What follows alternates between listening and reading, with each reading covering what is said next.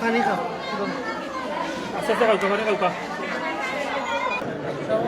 সিলেট রায়নগরে এক পরিবারের 2 জন এবং কাজের মেয়ে সহ 3 জনকে গলা কেটে হত্যা করেছে দুর্বৃত্তরা।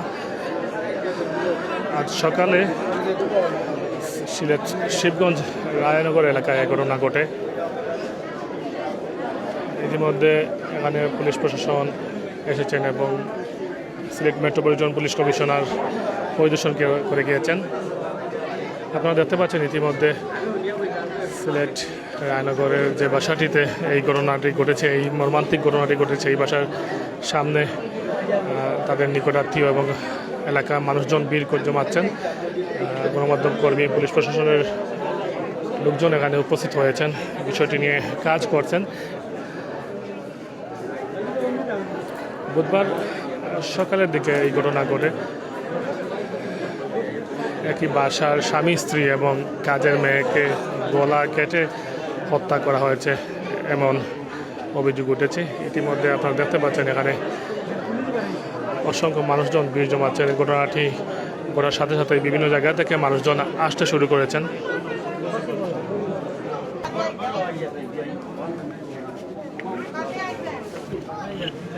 দর্শক দেখছেন এই সেই বাসা যেখানে স্বামী স্ত্রী সহ একজন কাজের মেয়ে সহ মোট 3 জন নিহত হয়েছেন।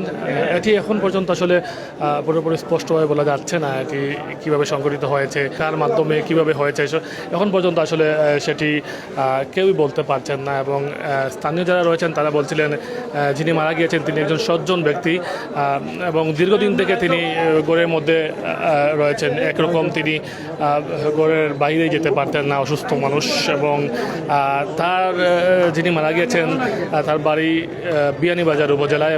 তাদের একটি কাজের মেয়ে ছিল এবং সেই কাজের মেয়ে সহ মোট 3 জন একই সাথে 3 জনকে গলা কেটে হত্যা করা হয়েছে। আপনারা দেখতে পাচ্ছেন এই বাসার 2য় তলায় তিনি বসবাস করেন এবং মানুষজন, তারা আত্মীয় স্বজন, এলাকা পাড়া প্রতিবেশী তারা দেখে আসছিলেন, তারা তার মরদেহ দেখে আসছেন। আপনারা যদি দেখতে পাচ্ছেন এই বাসাতে ভিড় জমাচ্ছেন। আবার আর তারিখ বাচ্চা দেবো ভাই লোকে না রে কোথা দিতে না রে কোথায় ছবি নাই নি তোরা অকাটা করে দিবা রে।